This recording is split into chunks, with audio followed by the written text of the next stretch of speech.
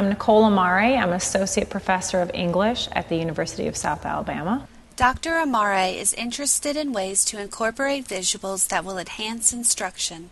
There seems to be an emphasis of adding visuals merely for decorative purposes, perhaps for entertainment, or just for interest. And in my field, my specialty is technical writing, professional communication. I'm extremely interested in the visuals that can inform. Because visuals are very prevalent on the internet, it can be difficult to sort through them all to find good examples. Okay, one thing is because visuals are so pervasive in our day and age is that we have such access to visuals via Google Images. YouTube provides so many videos that we could use in our online classes. It's a little tougher to get the visuals that are not copyrighted, but still we have access to them. Clip art is still very pervasive.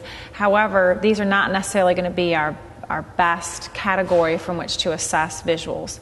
A lot of times if we were able to personally create visuals for our courses or for instruction, those would be more effective. To solve the problem, Dr. Amare suggests creating your own visuals for courses. I think a lot of times we as instructors are resistant to create our own visuals. We don't see ourselves as artists. We think, oh, well, I can create text, I can write the words, but I'm not necessarily going to create the visuals. I'm going to leave that for someone else to do and borrow it. However, many times if you're able to use something personal that directly relates to the information you're trying to convey to the students, that in and of itself is going to have more meaning. It's a skill that most instructors probably have and can work on. In addition to informing, visuals can also help argue points.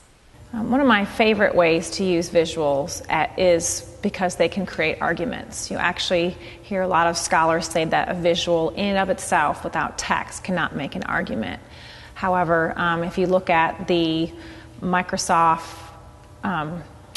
this ad right here, the Microsoft with the car, and the car is really, you lift up the hood and the engine is falling apart and there's lots of problems, versus the car that's all clean and it runs very smoothly from Apple. Here you have where a visual can create an argument without any words. Dr. Amare discusses some properties of good visuals.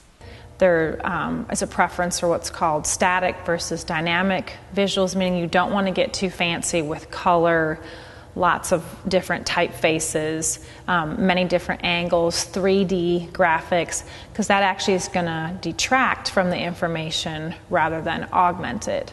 So using visuals can help students retain information, especially when accompanied with text, and when those visuals are simple and informative. If you have to have a more complex visual, you have a line drawing, a cross-sectional diagram, detailed scatter plot, having effective labels and use of text in that instance is really going to help. I also think a helpful tip for creating visuals is to focus on the purpose of the information in the graphic. So you don't necessarily need a 3D pie chart or a 3D bar graph if the only purpose is to get the information across about a particular topic and a statistic. It is important to remember that the way text is presented can also be considered a visual. One thing I think is always important for me to remember is that visuals, the text itself is also a visual. So when your students are given text-heavy documents or even printed materials, they are often approached with a wall of text. Now, obviously, it is their job as a student to go through that text and try to get the information. But particularly with online instruction, there are plenty of methods that you can choose to make that instruction more accessible and more comprehensible to the student. Through the use of effective, informative visuals in her online courses, Dr. Amare is an e-leader at the University of South Alabama.